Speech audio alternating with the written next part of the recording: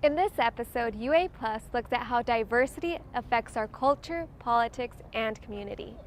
Welcome to UA Plus, a program about and for the University of Arizona community.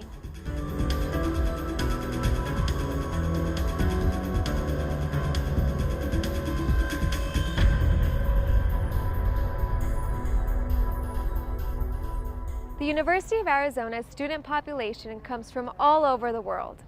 International Friends is a UA-affiliated organization that introduces international students to our Southwestern community. Students come to study at the University of Arizona from all over the world, and International Friends is a program that allows students to experience life in the United States outside of the academic environment.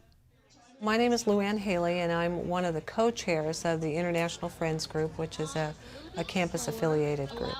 International Friends is a group that is involved with the international students who come to the University of Arizona, and we provide them with a matched host if they choose to have one, so that they can have some friendship and some help and support during their year at the University of Arizona. Not only is International Friends a program for students, but also for people of the community who choose to participate and register as a host for students. Well, the overall goal was really to help the students become adjusted, to give them a helping hand towards understanding the cultures of the U.S. and also provide the hosts with an array of cultural experiences from other countries that they might not have if they didn't participate in the International Friends program. We have a lot of food. Pam Obando, who is a longtime participant and host for International Friends, describes her experience. I think it's important for a potential host to know that it's not a live-in program. The student doesn't come and live with you, but you're a host and a friend to them, and so that you are really helping them get to know Tucson, get to know the United States in terms of in our culture, in our way of life, through sharing different activities with them. It's so rewarding. I think especially with having them to your home and having them experience a home, American home, means a lot to them. Because otherwise they're just really on campus and they're in other students' apartments and residence halls and things like that, but not in a family situation. Obando, being a longtime host, has hosted students from all over the world and enjoys doing different activities with students. Some want to go hiking. Some want to go to museums or other activities like the Desert Museum, things like that. We have students literally from all over the world. We have probably the largest number are coming from China, and right after that it's probably India. Really every country in Europe has a few students. Latin America, Australia, some students from Africa, the Middle East. So really, I would say we have many, many countries represented. International Friends creates different activities for students and hosts to get together. Haley explains their most recent event. We are having a fall fiesta, a time for the hosts to meet their students if they haven't done so already, and it's a party-like atmosphere. And all the students get together, get to see each other, get to meet their hosts, and get to do a little salsa dancing and have a little a Mexican food. Nikita Kernzowal, a student at the University of Arizona, has been involved with International Friends for 3 years and says it has changed his experience as a student. I'm from Russia, and when I came here, I just didn't know what to say. I mean, I've never seen American people before, so that was a lot of stress. Kernzowal explains his moments with his host. She is absolutely wonderful. She became pretty much a mother, American mother for me and my wife. She helped us a lot. She gave us lots of advices. Some of them I took, and that saved me from some mistakes. Sometimes I thought that I know better, and that's why I made mistakes. But that was a lot. She, especially the first year, she helped us with shopping. She showed us around the Tucson. International Friends is a place where you can meet great people who are very friendly, whom you can trust, and that's the best experience of American people I think I could have. Arizona Model United Nations meets annually to engage in discussions that may lead to solutions on border and cultural issues. Melanie Hunker shows us how these important topics are examined. Nearly 400 high school students gathered here at the University of Arizona for the Arizona Model United Nations High School Conference. A conference unique because it hosts students from border states in the United States and Mexico. Since we are one of the largest borders on the world, the most unequal border in the world, a border that really needs some change and some work done to it, I think just having something like this is just so valuable. The conference simulates debates like those at the real United Nations. Are there any points or motions? The opening ceremony is a banquet to symbolize the traditional breaking of the bread. It's the first time some students can meet others from another country. We think that in the spirit of diplomacy, it's always good to share a meal together. This year marks the 50th anniversary of the conference, a celebration in itself, but this year there is more. The Model UN Club is expanding their Spanish outreach. One of our major missions is to make sure that all of our students have equal language accessibility so that they can participate in the language that's most important for them. What makes this year's Model UN conference unique is this translation booth. Spanish-speaking students listen to translations through these headsets. It reinforces the emphasis on the bilingual nature of this conference. US-Mexico Border Summit o Cumbre México-Estados Unidos. About 150 high school students from Mexico attended this year's conference. UA student and Model UN member Angela Barraza trained some of these students in debate. She goes to Mexico once a month to meet with them. How is it rewarding for you to mentor these high school students and then see them back here? Each year you see them grow in different aspects because we have students that have been coming for 3 years in a row, and each year you can totally tell that they've learned something else, that they're more prepared, that they're more comfortable, and that's totally rewarding for me. UA alumnus Lyndall Herman was where Angela was 6 years ago as a leader for the club. Their participation in Model UN is really setting them up for success in the future, for going on to careers both in sort of the service industry, in NGOs and the government. Model UN hopes to continue their success by increasing participants. I see it expanding, hopefully, to other border states between the U.S. and Mexico to another 50 years. Ethnicity is not the only factor that diversifies the UA community. In this next UA Plus segment, UA author Kate Kinski talks about how diversity of all kinds affects today's politics. Kate Kinski, author of The Obama Victory: How Media, Money, and Message Shaped the 2008 Election, is from the Department of Communication at the University of Arizona and from the School of Government and Public Policy. She joins us and explains why political communication is so important. Can you tell me about your book, The Obama Victory, that you just wrote? The Obama Victory is a comprehensive analysis of the 2008 general election campaign. Using data from the National Annenberg Election Survey, the largest academic survey that's ever been conducted of the American electorate, we were able to track public opinion over time and lay on top of that messages that were being put forth by the McCain and Obama campaigns. From that, we were able to detect when movement happened, when messaging worked, when it didn't, and what were the most important factors in influencing people's vote decisions. What kind of steps did you have to take to write this book, and how long did it take you to write? The book took about 1.5 to 2 years, about 2 years from its conception to print, a little bit less than that. But the steps. We conducted a study of the American electorate from the beginning of primary season all the way through Election Day. Over that time, about 58,000 Americans participated in interviews. We asked people questions about how they felt about the candidates, how they felt about the economy, what they thought the most important issues facing the nation were, as well as where they stood on a wide variety of issue positions. And then, of course, asked them questions about, well, where do you get your information from? They answered those questions, and from that we were able to analyze the data statistically. We married that data with time-by data from the campaigns. The campaigns were generous in letting us know where they had aired ads throughout the campaign. And from that we could tell that advertising has some strong effects when it comes to how people feel about the candidates.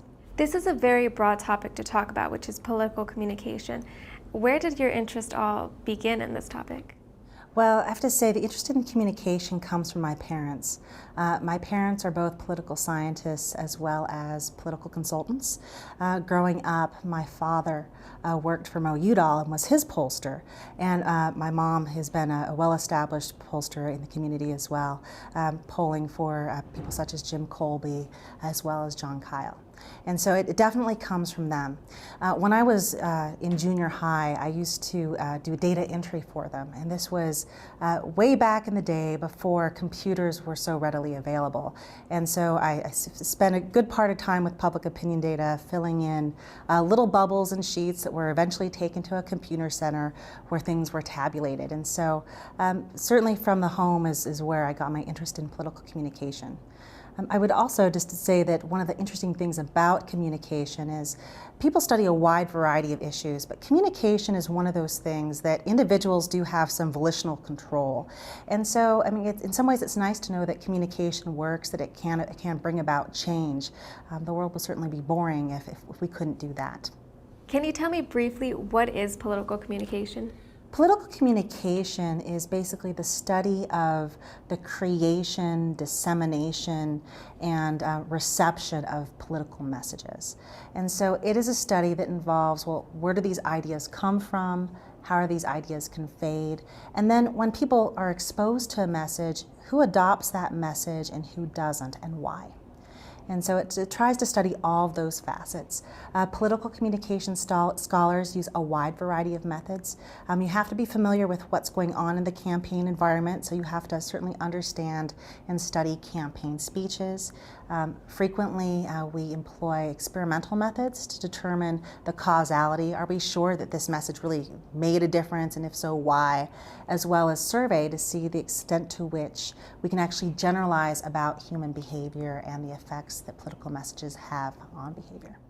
Why is political communication so important in a campaign? What role does it play? Although some people claimed, in fact, for a long time, the political scientists ignored the effects that messages had on campaigns because they thought a lot of things could be explained by background factors. They felt that it was enough to know people's party identification and how the economy was doing because those things tended to predict vote choice, and they still actually tend to predict vote choice quite well. But when you overlook the role that communication plays, you miss, for example, why it's the case that George W. Bush won the 2000 election and Al Gore did not. A lot of those political science models failed because they failed to take into account that messages matter and how people form decisions. Again, most people, when they make decisions, party identification is the #1 guide. How the economy is doing is certainly a guide. But unless candidates bring to light the fact that the economy is doing well or not doing well, it won't range as strong in how people make decisions. So why is it important to know where people get their sources of information, and where does it essentially come from? Well, people have this need, or at least they're programmed to basically gravitate towards information that confirms what they already believe. It's hard to basically listen to someone make a statement that goes against what you want to believe. And interestingly enough, people make a lot of mistakes when they're trying to decide how they feel about a candidate. Other researchers have determined that if you just go by party cues, you get the right answer about 75% of the time, but you make mistakes about 25% of the time as well. And so interestingly enough, we just have this need to gravitate towards information that we think confirms what we want to believe. And so a lot of people tend, if they're Republican, they tend to gravitate towards Fox News. If they are Democrats, they tend to gravitate towards MSNBC, and so there's a real divide. Kate Kinski, Associate Professor in the Department of Communication and School of Government and Public Policy, thank you for joining me. Thank you. Next, UA Plus asks you what you think about your access to diverse curriculum. I'm a sophomore currently, and I am involved with the Filipino American Student Association. Currently, I'm involved in a club called SHIP. It's a Society of Hispanic Professional Engineers. I'm a TA for higher education. I teach a mentoring program, and I also do research with the Women's Commission.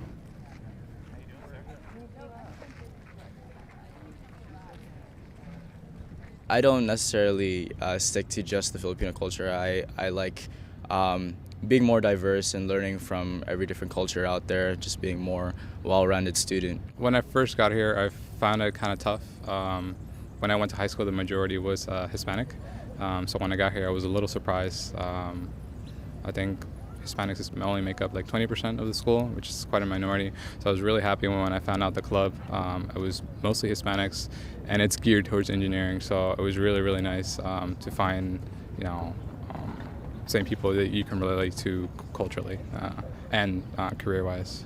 I teach in higher education, and we often advocate for more funding to go to schools, and so that kind of aligns with my political beliefs. And then in terms of the classes that I'm in, I learn a lot about environmental health, occupational health, women's rights, access to birth control, contraception, abortion, things like that. And so I think that what I'm learning here does align very well with where I stand politically. I'm currently taking Tagalog 102 class, which is the Filipino language. I personally think that U of A definitely should be a little more diverse when it comes to the Filipino as well as Asian cultures, because I believe that the dominated language is Spanish here. And yeah, definitely more festivals, more cultural events, making the Filipino culture as well as Asian American culture just more known, I guess, around Tucson. Maybe they could offer more club fairs, because I know it's only maybe like once every semester, like at the beginning of the fall semester, beginning of the spring semester. Maybe one in the middle of the semester, so they can gather like even more students for the clubs. I guess the next step in my education is I'm starting medical school over the summer, and I do feel like there has been a bit of a gap in terms of knowing how to relate to people other than, I think, the Latino population and then Caucasian Americans. I feel like I haven't had any experience working with other populations other than those two very large ones. And so I think that if we were able to reach into maybe some of our refugee populations, or, even just normal Americans who have different cultural beliefs than those two large ones here in Tucson, then I would feel more comfortable going into medicine and be able to work with those type of populations a little more effectively. Next, producer Heather Woodbridge looks into a research institution that is changing curriculum in our programs. It's the University of Arizona's Institute for LGBT Studies. Yeah, I didn't put in here like any. Dr. Susan Stryker came to the University of Arizona in 2011 as an associate professor and the new director of a unique institute. The Institute for LGBT Studies is this really kind of unique thing in all of U.S. higher education and academe, but there's very, very few institutes in the academy that are dedicated specifically to LGBT studies, to studies of sexual orientation and gender identity, and to sexual and gender minority communities. So it's pretty special to be able to work in this field and have this kind of position. Dr. Stryker says support for lesbian, gay, bisexual, and transgender issues has grown significantly on campus in the last 2 decades. Among several university programs, the LGBTQ Student Affairs Office, founded in 2007, runs student outreach workshops, events, and support groups. By contrast, the Institute for LGBT Studies was started by volunteer faculty in 1993 and has grown into a research institute that does not focus directly on student life. Our mission is an academic mission to support research. So we support faculty and graduate student research. We bring scholars to campus. We do educational programs for the public.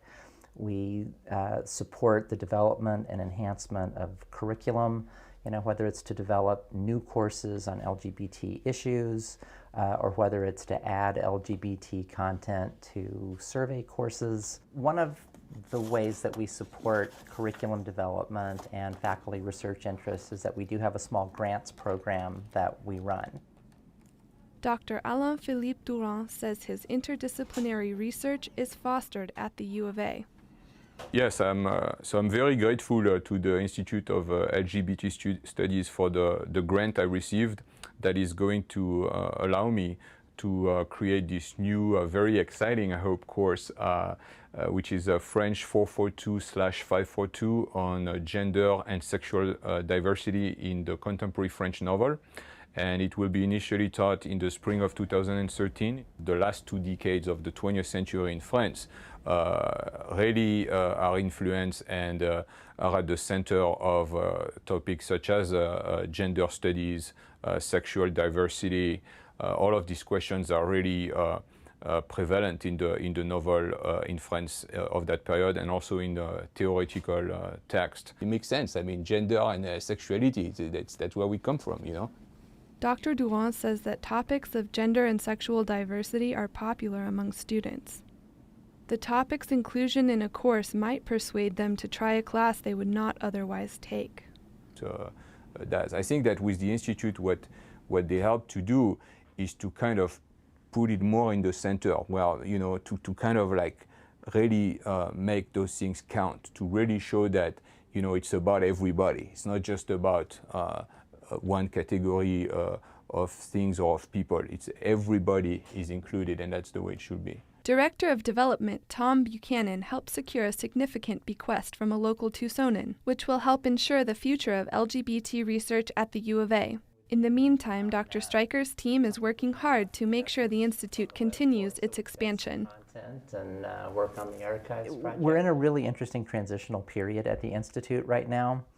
You know, it's great that we have offices, but our offices are not particularly functional right now.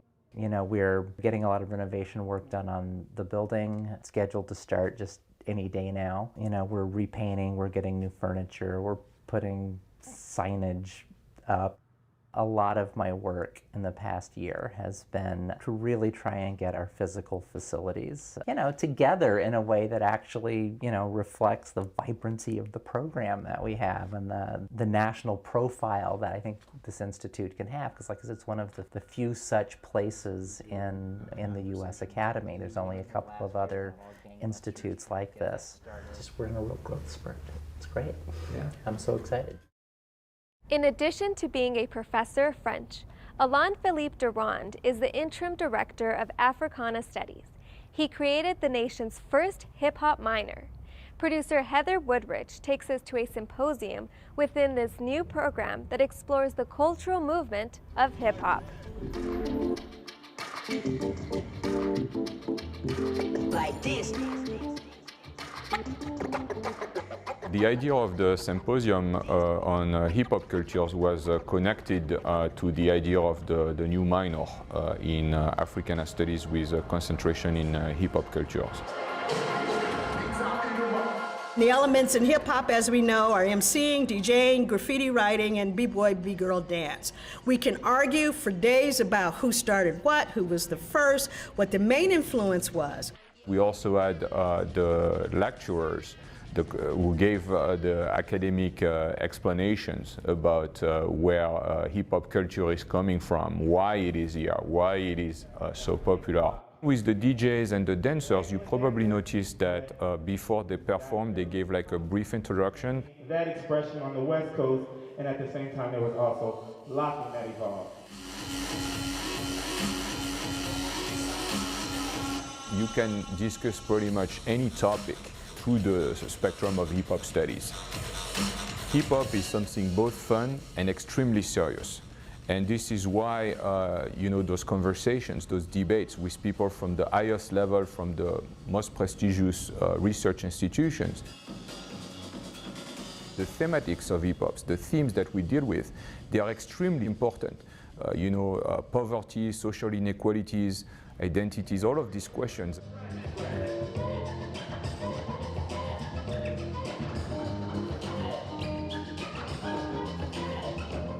Especially when it comes to African American studies or Africana studies topics, it has often a struggle to get things accepted as a topic or as an area of studies. You have many places, for instance, where, including at the University of Arizona, where the Africana Studies program was actually created after a student protest, after African American students who protested to have, for their voice to be heard.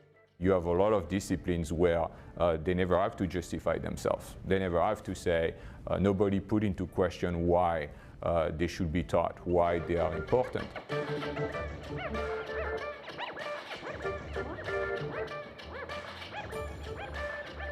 The thing that is important about hip-hop culture is that it does teach about globalization. Many students do not have the idea that hip-hop is so prevalent outside of America.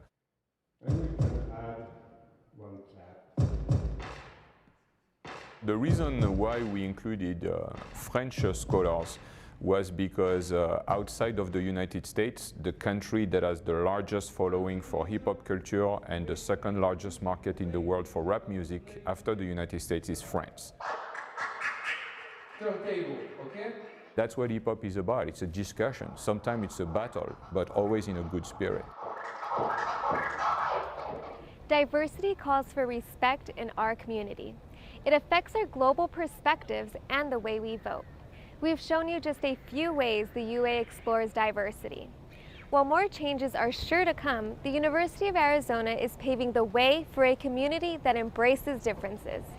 To show these stories and discover more about your UA community, like, follow, and watch UA+. I'm Alexandra Salazar. From all of us at UA+, thanks for watching.